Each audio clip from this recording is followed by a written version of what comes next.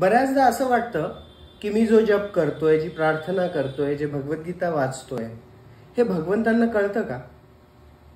भगवंतापर्यंत पोहोचते का माझी प्रार्थना? याला समर्पक एक खूप छान कथा आहे. एकदा एक आंधळा व्यक्ती बांके बिहारीच्या दर्शनाला गेला.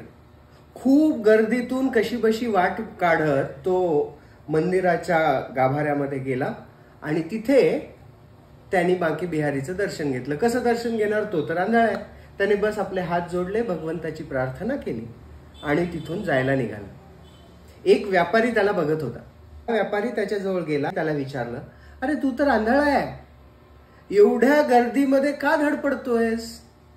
बघ, तू मध्ये आला तरी तुला भगवंत दिसणार नाहीयेत, बाहेर राहिला तरी ते तुला दिसणार नाहीयेत, मग एवढी उठाठेव कशाला मध्ये यायची? तर तो म्हटला, वास्तविक मी भगवंताचं दर्शन घ्यायला येत नाही, तर ते जे बांके बिहारी तिथे उभे आहेत ना, त्यांनी मला बघावं, हा माझा भक्त माझ्यासाठी आलाय, हे बांके बिहारीला दिसावं, यासाठी माझी ही धडपड आहे. तर निश्चितपणे आपण जे काही करतो ना, ते भगवंत बघत असतात.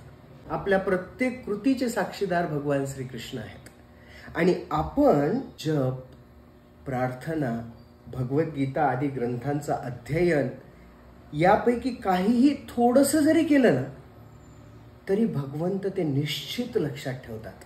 आणि म्हणूनच भगवद्गीतेमध्ये कृष्ण सांगतात, नेहाभिक्रमणाशोस्ति प्रत्यवायो न विद्यते स्वल्पम अपि अस्य धर्मस्य त्रायतो महतो भवात.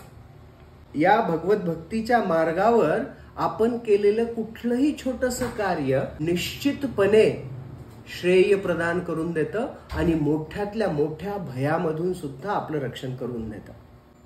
तर छोटी छोटी पावले उचलूयात भगवंतांना प्रसन्न करण्यासाठी. छोटासा नामजप, छोटंसं भगवद्गीतेचं अध्ययन. हरे कृष्ण.